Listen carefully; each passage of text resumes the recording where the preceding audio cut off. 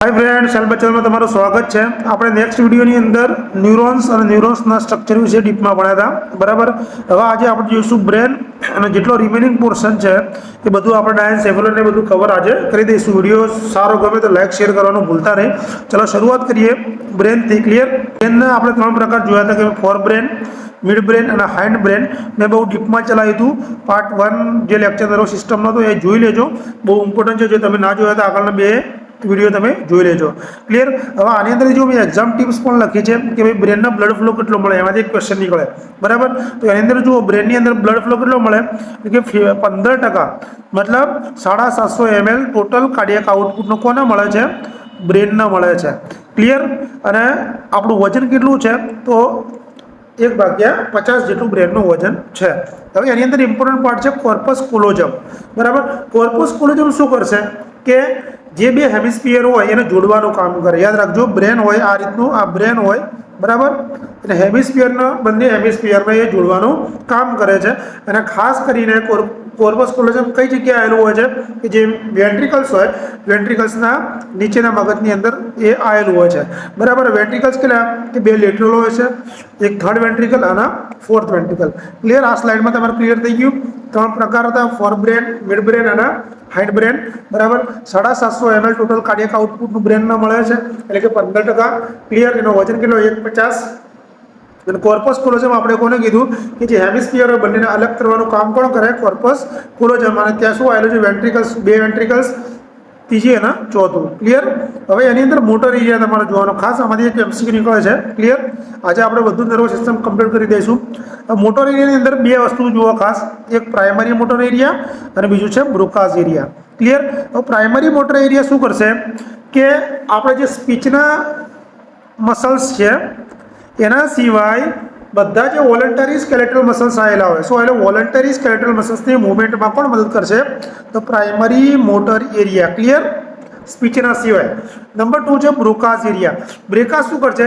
Speech મસલ્સની movement કરાવશે। એટલે બંનેનો ડિફરન્સ તમને ખબર પડી જવી જોઈએ કે સ્પીચ સિવાય આવે તો પ્રાઇમરી મોટર એરિયા અને સ્પીચનું વર્ડ્સ આવે ત્યારે બ્રોકાઝ એરિયા। નોર્સેટમાં બી પૂછાયેલો ક્વેશ્ચન છે। ક્લિયર?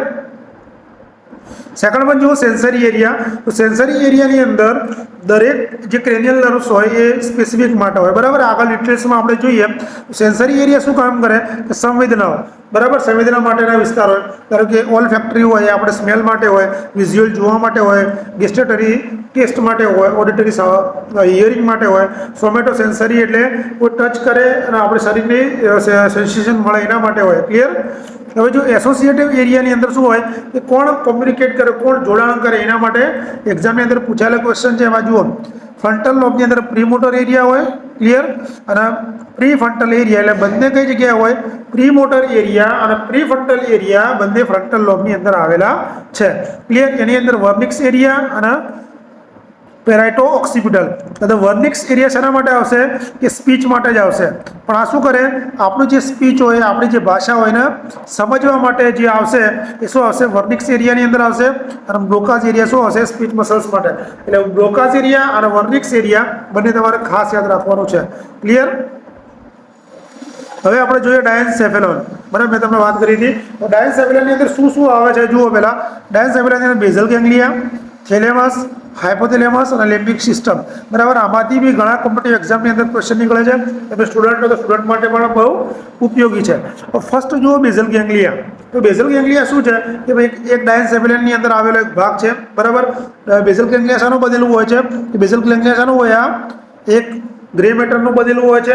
અને જે આખી ટ્રેક હોય એ ટ્રેકને આપણે શું કહીએ છીએ? એક્સ્ટ્રા પિરામિડલ ટ્રેક કહીએ, એક્સ્ટ્રા પિરામિડલ ટ્રેક તરીકે આપણે ઓળખીએ છીએ, બરાબર। હવે બેઝલ ગેંગ્લિયા શું કામ કરશે કે આ જે આપણી મૂવમેન્ટ હોય, શરીરની બધી જ જે કોમ્પ્લેક્સ મૂવમેન્ટ હોય એના કરવાની અંદર હેલ્પ કોણ કરશે? બેઝલ ગેંગ્લિયા કરશે। ક્લિયર? ધારો કે તમે સ્વેલોઈંગ, સલાઈવાનું સ્વેલોઈંગ કરવું હોય આઈનું બ્લિંકિંગ કરવું હોય, બરાબર, હાથનું સ્વિંગિંગ કરવું હોય, હાથ હલાવવા હોય, એ બધું કામ કોણ કરશે? આ જે બધી મુવમેન્ટ છે એ મુવમેન્ટ બેઝલ ગેંગ્લિયા થ્રુ તમને કરાવશે. અને આ એક કેવી મુવમેન્ટ છે? ઇનવોલન્ટરી મુવમેન્ટ, કે આપણે ઈચ્છીએ તો પણ એને ઓટોમેટિકલી આ થતી હોય, અને ચેક ક્રિયાઓ છે ઇનવોલન્ટરી. આ પોઈન્ટ ખાસ યાદ રાખજો. બીજું કાર્ય આનું શું છે ખાસ કરીને, કે આની અંદર શું હોય? ડોપામાઇન રિસેપ્ટર હોય છે, બરાબર. એટલે કે જે ડોપામાઇન ન્યુરોટ્રાન્સમીટર હેલ્પ જાળવવામાં મદદરૂપ કરતા હોય છે, બરાબર. મસલ્સની જે હલનચલન માટે જવાબદાર છે. મેં તમને કાલના લેક્ચરમાં કીધું હતું કે ભાઈ ડોપામાઇનનું લેવલ ઘટી જાય તો શું થઈ જાય? Parkinson's disease, depletion of dopamine level તો પાર્કિન્સન્સ ડિઝીઝ એના વિશે પણ મેં તમને સમજાવી દીધું. એટલે આ કારણસર બની શકે. એટલે ખાસ તમે ડાયન્સેફેલોન વિશે પૂછે તો ડાયન્સેફેલોન શું હોય? બેઝલ ગેંગ્લિયા, થેલેમસ, હાઇપોથેલેમસ અને લિમ્બિક સિસ્ટમ. ક્લિયર? તો એની અંદર આપણે જોયું પહેલું બેઝલ ગેંગ્લિયા. તો બેઝલ ગેંગ્લિયા એની અંદર શાનો પાર્ટ છે? તો ડાયન્સેફેલિયનનો શાનો બનેલું હોય છે? ગ્રે મેટરનું બનેલું હોય છે. જે આખો ટ્રેક હોય ને આપણે શું કહીએ? એક્સ્ટ્રા પિરામિડલ ટ્રેક તરીકે ઓળખીએ છીએ. આ શું કામ કરે? કે શરીરની જેટલી ઝીણવટપૂર્વક મૂવમેન્ટ હોય એની અંદર હેલ્પરૂપ કરે, બરાબર. ડોપામાઇનનું લેવલ જાળવવામાં મદદ કરે, જે ન્યુરોટ્રાન્સમીટર છે. અને આ એક એનો વોલન્ટરી મૂવમેન્ટ છે.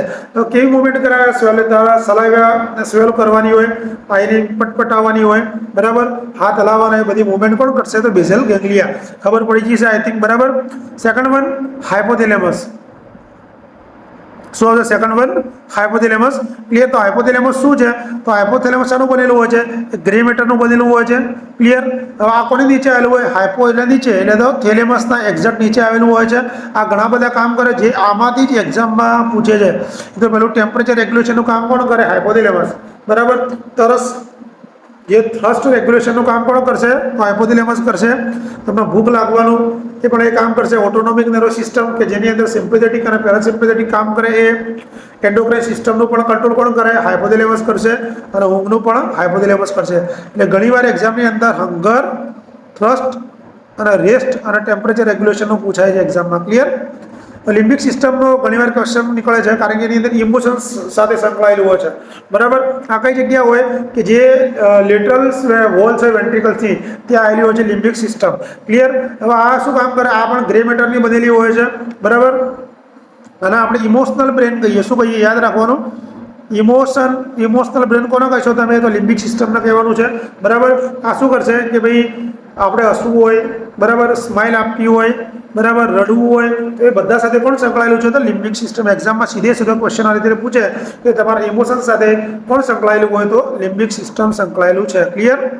જો તમને પીડીએફ જોઈતી તમારા ટેલિગ્રામ ચેનલમાં જોઈન થઈ જજો. વિડીયોને લાઇક, શેર, કોમેન્ટ જરૂર કરજો અને હાઇપ કરવાનું ભૂલતા નહીં, બરાબર. સેકન્ડ છે મિડ બ્રેન, બરાબર. પેલું આપણે જોઈ લીધું. મિડ બ્રેનની અંદર શું આવશે? કે એ શાનું બનેલું હોય? કે જે ફોર બ્રેન અને હાઇન્ડ બ્રેન વચ્ચે આવેલું છે, બરાબર. પેલું આપણે ફોર બ્રેનમાં બધું જોઈ લીધું, 4 ક્લિયર? હવે આની અંદર શું આવશે? ખાસ કરીને એ શું બનાવે? કે જે ફોર બ્રેન અને હાઇન્ડ બ્રેનને જોડવાનો મહત્વનો ભાગ ભજવે. ક્લિયર? હવે આની અંદર પોન્સ જુઓ તો પોન્સમાંથી એક્ઝામમાં ઘણીવાર નીકળે. પોન્સ કઈ જગ્યાએ હોય છે? કે જે મિડ બ્રેન હોય એની ઇન્ફિરિયર જગ્યાએ આવેલું હોય છે, બરાબર.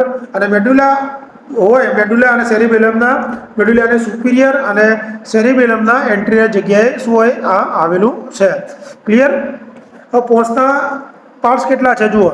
તો એક તો ઇન્સ્પાયરેટરી સેન્ટર આવેલું હોય છે, બરાબર. ઇન્સ્પાયરેટરી જે તમે ઇન્સ્પાયરેટરી મતલબ તમે જે શ્વાસ અંદર લો છો, બરાબર, એને કહેવાય ઇન્સ્પિરેશન. ક્લિયર? તો ઇન્સ્પાયરેટરી સેન્ટર અહીંયા આવેલું છે, બરાબર. એટલે એપનિક સેન્ટર પણ તમે કહી શકો, કે જે ઇન્સ્પિરેશનને શું કરે? સ્ટિમ્યુલેટ કરે. અને ન્યુમોટોક્સિક સેન્ટર પણ અહીંયા આવેલું છે, કે જે શ્વાસને રોકી રાખે. ઇન્હિબિટ ઇન્સ્પિરેશન મતલબ શ્વાસને તમે અંદર રોકી રાખો. એ બે કઈ જગ્યાએ આવે છે? પોન્સની અંદર આવેલું છે. ક્લિયર? ધારો કે તમને પૂછે આઉટર લેયર શાનું બનેલું? પોન્સનું. તો વ્હાઇટ મેટરનું બનેલું હોય છે. ઇનર લેયર ગ્રે મેટરનું બનેલું હોય છે. હવે સેરિબેલમ વિશે તો આપણે ચર્ચા ઘણી કરી દીધી છે. સેરિબેલમ શું છે? કે આપણો સેરિબેલમ એક ઇનવોલન્ટરી ઓર્ગન છે, બરાબર, જે આપણા બોડીનું પોસ્ચર અને બેલેન્સ જાળવવાનું કામ કરે છે. મોસ્ટ ટાઈમની ક્વેશ્ચન છે આ, બરાબર. અને આ શાનું બનેલું હોય છે? આ પણ ગ્રે મેટરનું બનેલું હોય છે.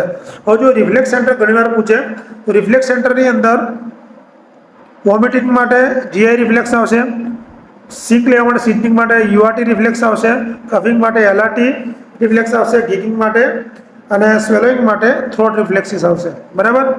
ફિલામેન્ટ ઓફ શેપ સ્ટ્રક્ચર સુધી આ આવેલી હોય છે, જેને ફિલામેન્ટ ટર્મિનલ તરીકે આપણે ઓળખીએ છીએ, જે કોક્સિક સુધી એ લંબાયેલી હોય છે, બરાબર. હવે એની શરૂઆત ક્યાંથી થાય? જો ઘણીવાર એક્ઝામમાં પૂછે છે. સ્પાઇનલ કોર્ડ, મેડ્યુલાથી શરૂઆત થઈ જતી હોય છે, બરાબર, એન્ડ પરથી. જે L1 વર્ટિબ્રા લેવલ એડલ્ટ લેવલની અંદર જોવા મળશે, બાળકોમાં L3 થી જોવા મળશે. ક્લિયર? હવે એની અંદર શું હોય, ક્રેનિયલ નર્વ હોય અને સ્પાઇનલ નર્વ આવેલી હોય. તો ક્રેનિયલ નર્વ કેટલી હોય, તો 12 જોડી, 12 પેર્સ, બરાબર, અને સ્પાઇનલ નર્વ 31 જોડી. ક્લિયર? હવે એનું જુઓ, કાર્ય જુઓ. ક્રેનિયલ નર્વ કેવી હોય છે, સેન્સરી હોય છે, મોટર હોય છે અને મિક્સ. આ ખાસ યાદ રાખવાનું, સેન્સરી, મોટર અને મિક્સ. નોટસેટની અંદર પૂછે છે ભાઈ કઈ સેન્સરી છે, કઈ મોટર છે અને કઈ મિક્સ છે. તો એની અંદર પહેલી, બીજી ને આઠમી એટલે 128 એ સેન્સરી છે, બરાબર. પછી 3, 4, 6, 11 અને 12 એ શું છે, એ મોટર છે. મિક્સની અંદર શું યાદ રાખશો, 57, 9 અને 10, 5, 7, 9 અને 10 એ મિક્સ છે. ક્લિયર? તો તમારે યાદ કરીને રાખવાનું, 128 સેન્સરી, 5, 6, બે બેકી યાદ રાખવાની, એકી, 5, 7, 9 અને છેલ્લે 10. એના સિવાય બધી શું આવશે, મોટર આવશે. ક્લિયર? એક્ઝામ અંદર ખાસ પૂછાય છે. અને સ્પાઇનલ નર્વ, સર્વાઇકલ 8, થોરાસિક 12, લંબાર 5, સેક્રલ એ 5 અને કોક્સિડિયલ 1. એટલે આ બધી સ્પાઇનલ કેવી હોય, મિક્સ પ્રકારની હોય છે. કેવી હોય છે, સ્પાઇનલ પૂછે તો મિક્સ પ્રકારની હોય છે. ક્લિયર? સેન્સરી તમારે 128 આંકડો યાદ રાખવાનો છે, બરાબર. મિક્સની અંદર તમારે 5, 7, 9 અને 10 યાદ રાખવાનું. આની વગર બધી શું આવશે, તો કઈ કઈ રહી ગઈ, 3, 4, 6, 11 અને 12 પેર છે. એટલે આ શું છે, મોટર છે. ક્લિયર? હવે જો ઓલ ફેક્ટરી શું કામ કરશે, ઓલ ફેક્ટરી સ્મેલ માટેનું કામ કરશે. એટલે કે જે ઇમ્પલ્સિસ આવે એ સ્મેલને ક્યાં લઈ જશે, નોઝથી ઓલ ફેક્ટરી એરિયાની અંદર લઈ જાય. ઓલ ફેક્ટરી એરિયા કઈ જગ્યાએ આવેલું છે, તો સેરિબ્રમની અંદર જે ટેમ્પરલ લોબ હોય, કઈ જગ્યાએ, સેરિબ્રમની અંદર જે ટેમ્પરલ લોબ હોય, ટેમ્પરલ લોબની અંદર આ લઈ જવાનું કામ કરશે. Second one optic. ઓપ્ટિક શું કરશે, સેન્સ ઓફ સાઇટ, કે જોવાની સંવેદના, બરાબર. જે ઇમ્પલ્સિસ આવશે શું કરશે, વિઝ્યુઅલ એરિયામાં. વિઝ્યુઅલ એરિયા કઈ જગ્યા હોય છે, તો ઓક્સિપિટલ લોબ. યાદ રાખજો ખાસ, જે સેરિબ્રમની અંદર ઓક્સિપિટલ લોબ હોય ત્યાં વિઝ્યુઅલ એરિયા આવેલું હોય છે. ક્લિયર? એક્ઝામની અંદર વારંવાર પૂછાતો ક્વેશ્ચન છે. ઓક્યુલોમીટર, ટ્રોક્લિયર અને એબ્ડુડન્સ એ શું છે, મોટર નર્વ છે, બરાબર. એ શું કરે, આઈ બોલની મૂવમેન્ટ માટે જવાબદાર છે. ક્લિયર? અને જ્યાં એક્સ્ટ્રા ઓક્યુલર અને ઇન્ટ્રાઓક્યુલર મસલ્સ આવેલા છે, જ્યાં સૂત્ર પ્રમાણે આપણે યાદ રાખવાનું, LR6, SO4 અને R3. ક્લિયર? હવે એક્સ્ટ્રા ઓક્યુલર મસલ્સ કયા કયા છે જોઈ લો. આ સુપિરિયર રેક્ટસ હોય શું કરે, ઉપર તરફ કરાવે, ઇન્ફિરિયર નીચે તરફ, લેટરલ રેક્ટસ બહાર તરફ, મીડિયસ અંદરની તરફ, સુપિરિયર ઓબ્લિક નીચે અને બહારની તરફ, ઇન્ફિરિયર ઓબ્લિક અપવર્ડ અને ઇનવર્ડ. આ રીતે શું કરાવતા હોય, મૂવમેન્ટ. આ સૂત્ર તમારે ખાસ યાદ રાખવાનું છે. ક્લિયર? ચલો આગળ, ટ્રાઇજેમિનલ કે જે મિક્સ છે, બરાબર. એને સેન્સરી અને મોટર બંને કામ કરે. ટ્રાઇજેમિનલ શું કામ કરે, ટ્રાઇજેમિનલના ક્વેશ્ચન વારંવાર પૂછાય છે, બરાબર. આ એક સોમેટોફોર્મ ઇમ્પલ્સિસ છે કે જે પેન, ટચ, બરાબર, કે જે બ્રેન અને ફેસ ઉપર આપણે ટચ કરવાથી શું થઈ જાય છે, મગજ સુધી એ પહોંચાડે. અને બીજું કામ શું કરે, કે જે મેન્ડિબલ હોય, મેન્ડિબલના મસલ્સ હોય અને જે ચેવિંગની પ્રક્રિયા કરતા હોય એને સપ્લાય કરવાનું કામ કોણ કરે છે, તો ટ્રાઇજેમિનલ. ક્લિયર? ટ્રાઇજેમિનલની બ્રાન્ચ જોઈ લો. તો ઓપ્થલ્મિક, બરાબર, એ સેન્સરી છે, જે આઈલિડ અને ફોરહેડને પહોંચાડે. મેક્સિલરી, ફેસ અને મેક્સિલા, જે આપણે ઉપલા જડબાની વાત કરી ત્યાં, બરાબર. મેન્ડિબ્યુલર, નીચલું જડબું આપણું મેન્ડિબ્યુલરને પહોંચાડવાનું કામ કરે. એટલે ટ્રાઇજેમિનલ શું કરશે, એક તો આઈ મૂવમેન્ટ, આઈ ફેસનો જે આગળનો ભાગ રહે ફોરહેડનો ત્યાં, અને મેક્સિલા અને મેન્ડિબલને પહોંચાડવાનું કામ કોણ કરશે, ટ્રાઇજેમિનલ નર્વ. ફેશિયલનો ક્વેશ્ચન વારંવાર આવે છે, બરાબર, બેલ્સ પાલ્સી વાળો. તો આપણે આ મિક્સ છે, સેન્સરી અને મોટર છે. ક્લિયર? ટંગના આગળના 2/3 ભાગને શું કરે, પહોંચાડે. અને ફેશિયલ મસલ્સ કરાવવાનું કામ પણ કરે. આ પૂછાય ભાઈ, anterior 2/3 part of the tongue. Clear? આ યાદ રાખજો, આ ઘણીવાર આ કન્ફ્યુઝ થશે. 2/3 પાર્ટ યાદ રાખવાનો છે તમારે. વેસ્ટિબ્યુલો કોક્લિયર શું કરશે, કે વેસ્ટિબ્યુલો કોક્લિયર તમારે પોસ્ચર અને બેલેન્સ સેરિબેલમનું જાળવવાનું મદદરૂપ કરશે. અને ઓડિટરી એરિયા કે જ્યાં ટેમ્પોરલ લોબમાં આવે તો હિયરિંગ માટેનું કામ પણ કરશે, તો વેસ્ટિબ્યુલો કોક્લિયર કામ કરશે. ક્લિયર? તો ગ્લોસોફેરિન્જિયલ એ પણ મિક્સ છે. એ શું કરશે, ગ્લોસોફેરિન્જિયલ કે 1/3 ટેસ્ટ માટે 1/3 પાર્ટ પોસ્ટિરિયર, બરાબર. અને જે સ્વેલોઇંગની ક્રિયાની અંદર હેલ્પરૂપ પણ થશે, તો ગ્લોસોફેરિન્જિયલ થશે. બરાબર. વેગસ નર્વ કઈ છે? મિક્સ છે, બરાબર. સેન્સરી અને મોટર ફાઈબર આવેલા છે. જે ઇન્ટરનલ ઓર્ગન્સ હોય એનો જે ઇમ્પલ્સિસ હોય લઈ જવા માટે કોણ જવાબદાર છે? તો એ વેગસ નર્વ છે, ખાસ યાદ રાખજો, બરાબર. અને પેરાસિમ્પેથેટિક નર્વની મોટામાં મોટી નર્વ કઈ? તો વેગસ નર્વ, બરાબર. આ શું કરે? પેરાસિમ્પેથેટિક એક્ટિવિટી ઇન્ક્રીઝ કરે. આ ક્વેશ્ચન અહીંથી બની શકે છે, બરાબર. યાદ રાખજો, અંડરલાઇન કરેલી જ છે, હાઇલાઇટ કરેલું છે. એટલે પેરાસિમ્પેથેટિક એક્ટિવિટી વધારવા માટે કઈ નર્વ જવાબદાર છે? તો વેગસ નર્વ. અને ઇન્ટરનલ ઓર્ગન્સની એક્ટિવિટી કરવા માટે પણ કોણ જવાબદાર છે? તો વેગસ નર્વ. ક્લિયર? હવે એસેસરી નર્વ આ કઈ છે? મોટા નર્વ છે, બરાબર. આ નેક અને શોલ્ડરને શું કરે? મસલ્સને સપ્લાય કરે છે, બરાબર. ઘણીવાર શું કરે? શોલ્ડર અને નેકની મૂવમેન્ટમાં મદદરૂપ થાય છે, બરાબર. હાઇપોગ્લોસલ નર્વ એ શું છે? કે ટંગની હલનચલન માટે, ટંગના મૂવમેન્ટ માટે જવાબદાર કઈ છે? તો હાઇપોગ્લોસલ છે. ક્લિયર? હવે સ્પાઇનલ નર્વ જુઓ. સ્પાઇનલ નર્વ એક શું છે? એક પ્લેક્સસ છે. પ્લેક્સસ મતલબ જાળું, એક જાળું બનાવે. તો cervical plexus C1 to C4, બ્રેકિયલ plexus આ યાદ રાખજો C5 to T1, લંબાર plexus L1 to L5, સેક્રલ plexus S1 to S4, ઓક્સિજિયલ S4, S5 અને C1, બરાબર. તમારે ખાસ યાદ રાખવાનું હોય, અહીંયા ભૂલ થાય કે સર્વાઇકલ પ્લેક્સસમાં C1 to C4 સુધી હોય, બ્રેકિયલની અંદર C5 to T1 સુધી હોય. બાકી તમારે લંબારમાં તો આવડી જાય, લંબાર આવે, સેક્રલમાં સેક્રલ આવે. ખાસ તમારે ભૂલ અહીંયા પડે. હવે સર્વાઇકલ ક્યાં સુધી? C1 to C4 હોય, અને જ્યારે બ્રેકિયલ પ્લેક્સસ C5 to લઈ અને T1 સુધીનું હોય છે. આ ખાસ યાદ રાખજો, આમાં કન્ફ્યુઝન થશે, બરાબર. જો આની અંદર તમારે ગુજરાતીમાં વાંચી લેજો આ. ક્લિયર? હવે ઓટોનોમિક નર્વ સિસ્ટમની અંદર હજી L1 L2 થી C1 હોય, 10 પેર નર્વ હોય. એ કોડા ઇક્વિનાનો પાર્ટ કહેવાય. શું કહેવાય? કોડા ઇક્વિના, બરાબર. જે હોર્સ ટેલ જેવું હોય છે. ક્લિયર? કેવું હોય છે? જે ઘોડાની આપણી પૂંછડી હોય એવું જોવા મળે. કોડા ઇક્વિના કોને કહીશું? યાદ રાખજો, પૂછાય એટલે કીધું. કોડા ઇક્વિના જે લંબાર 2 થી લઈને સર્વાઇકલ 1 સુધીનો પાર્ટ. ક્લિયર? એના આપણે શું કહીશું? કોડા ઇક્વિના તરીકે ઓળખીશું. ઓટોનોમિક નર્વસ સિસ્ટમ, તો આમાંથી એક MCQ નીકળે કઈ? કે સિમ્પેથેટિક અને પેરાસિમ્પેથેટિકમાંથી નીકળતો હોય છે. ક્લિયર? તો ઓટોનોમિક નર્વસ સિસ્ટમ એ શું કરે? શરીરના તમારા જે ઓટોનોમિક ફંક્શન એને કરવાનું કામ મદદરૂપ થાય. એવા બે નર્વ ફાઈબર હોય, બરાબર. એક સિમ્પેથેટિક નર્વસ સિસ્ટમ અને બીજું પેરિફેરિક સિમ્પેથેટિક નર્વસ સિસ્ટમ. ક્લિયર? તો સિમ્પેથેટિકની અંદર, પેરાસિમ્પેથેટિકની અંદર, તો સિમ્પેથેટિકની અંદર શું હશે? કે ભાઈ એડ્રીનર્જિક રિસ્પોન્સ જોવા મળે. મતલબ સિમ્પેથેટિક એટલે તમારે યાદ શું રાખવાનું? ફાઇટ અને ફ્લાઇટ, બરાબર. ફાઇટ અને ફ્લાઇટ તમને પૂછે તો સિમ્પેથેટિક કરાવે. રેસ્ટ અને ડાયજેસ્ટ આવે એટલે તમારે પેરાસિમ્પેથેટિક. એટલે GITની બધી જ સિસ્ટમમાં, GITમાં આ PSNS કરાવે. એના વગરની બધી જ કામ કોણ કરશે? SNS કરશે.